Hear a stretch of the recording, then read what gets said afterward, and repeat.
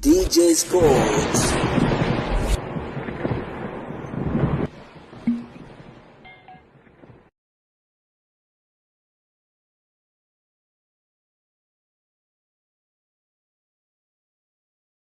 Kumekuwa na maswali mengi ambayo yanaendelea kupamba kasi, hasa kuhusiana na mchezo wa dabi ya Kariakoo, mchezo ambao ulioweza kusogezwa mbele kutoka kwenye tarehe 15 hadi tarehe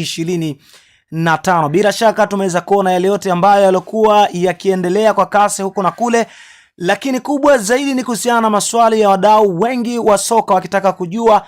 kwa nini mpaka time hii klabu ya wekundu wa Msimbazi Simba Sports Club bado wao hawajaposti kuhusiana na hiyo tarehe 25 ambayo inaosubiriwa kwa ajili ya mchezo wa dabi ya Kariakoo, huku wadau wengi wakiuliza, je, dabi ya Kariakoo ipo ama haita kuwepo? Moja kati ya majibu mahususi kabisa, nadhani tunafahamu ya kwamba klabu ya wekundu wa Msimbazi Simba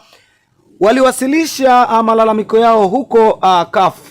pamoja na FIFA na kuhusiana na swala zima la kusogezwa kwa mchezo huo wa dabi ya Kariakoo bila ya kutolewa sababu za msingi, ambapo wao wakidai ya kwamba wanaona kama ni kinyume na kanuni pamoja na sheria mbalimbali za mpira wa miguu, huku wakitaka uchunguzi wa kina uweze kufanyika kuhusiana na kusogezwa kwa mchezo huo. Je,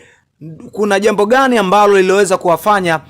TFF wasogeze mchezo huo mbele zaidi? Sasa FIFA leo wameweza kutoa taarifa yao ya kwamba wanahitaji ligi kuu soka Tanzania bara ama ligi ya Tanzania iweze kuchunguzwa, lakini pia wameenda kuzungumza kiundani zaidi kuhusiana na wale viongozi ambao hivi karibuni wamekuwa wakiingiliwa majukumu yake, pia wakiwa wanahitaji